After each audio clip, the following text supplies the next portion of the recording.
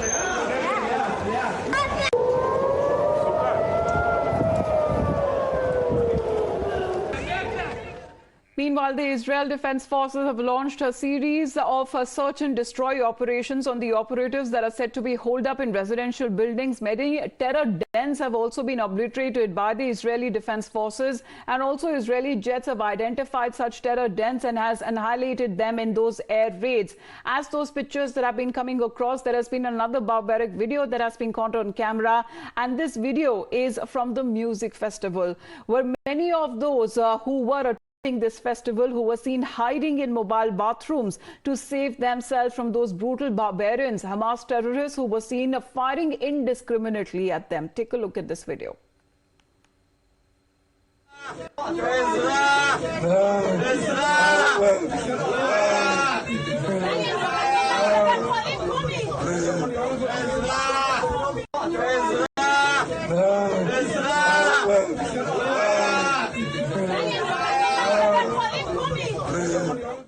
Well, Pradeep is joining us live from Israel. Pradeep, many such horror stories that are now coming to life, especially when it comes to those survivors who narrowly escaped death.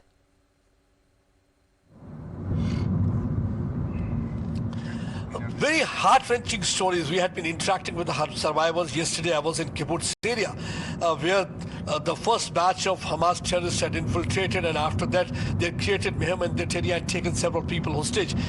Talking to the brother, his unending search for his sister is continuing. 36-year-old woman was taken as hostage, and still she is in the captivity of Hamas terrorists. And 3-year-old baby, she was left behind with the husband, and they had to hide behind the bushes for 3 days. Because they were there for 3 days, it was only when the IDF arrived they were able to come out from that area. Without food and water, they were there. And after every 1 hour, that girl keeps on asking about where is my mommy. But every time they have to console her that mommy has gone out, she'll be back, but they are not sure whether she's alive or dead. So that is the story right now, that the kind of an uncertainty, the kind of a brutality, barbarism and butchery that was committed by Hamas terrorists. But so far as the counter-offensive by the Israeli troops are concerned, they have intensified their attack. It is not only the aerial attacks that we have seen of the ground assault. The operation has also started. The tanks movement has taken place. Trenches are being dug. Artillery guns are being trained in direction of the Gaza. We saw yesterday several rounds were pounded in that area. They are trying to target with precision all those areas where they believe the Hamas terrorists are hiding, because they are using UAV, they are using all sorts of technology, whatever they have in their arsenal to find out where these Hamas terrorists are hiding. And that's one of the reasons they have succeeded also, because they had been able to kill one of the top commanders of Hamas, like Murad Abu Murad, who is said to be looking after their aerial operation. And they've also been able to foil one infiltration attempt from Lebanon side. 3 Hezbollah terrorists were killed. They've also been able to target Nukbas, the one who had launched infiltration on the very first day, that was last Saturday, a week before this thing. So somewhere they are continually dominating. But yes, what will be a game changer will be the ground assault, when the troops will be moving inside Gaza, and for that they have already given an ultimatum. Initially it was 24-hour ultimatum, but there was a request from the United Nations side. The 24 hours is too less for people to move, because they thought it will be very difficult. And now the 6 hour more had been given to the asking the people putting up in northern Gaza to leave that place, move towards the safer areas, because city center, the northern areas, is the one where the Hamas terrorists are hiding, and often they're using people as human shield for their vested interests. Not that they are their well-wisher, basically they want them to stay back. They want civilian casualties so that the vicious cycle of violence continues, and they are able to project Israeli troops as demons. That's what they are trying to do. So world also understand this thing, and already we have seen the kind of a support they are getting. Even American President Joe Biden yesterday said that after looking at the barbarism, brutality and butchery committed by these Hamas terrorists, he feels as if Al-Qaeda is pure. So he is also trying to say that no one has ever committed such brutality, because if you look at certain areas like Kafar Aza, where 40 children were beheaded, look at kibbutz where from the people were taken hostage, look at the area from where the rape party was on, the musical concert was on, they took the women, girl hostage, and the kind of brutality and the torture they resorted to.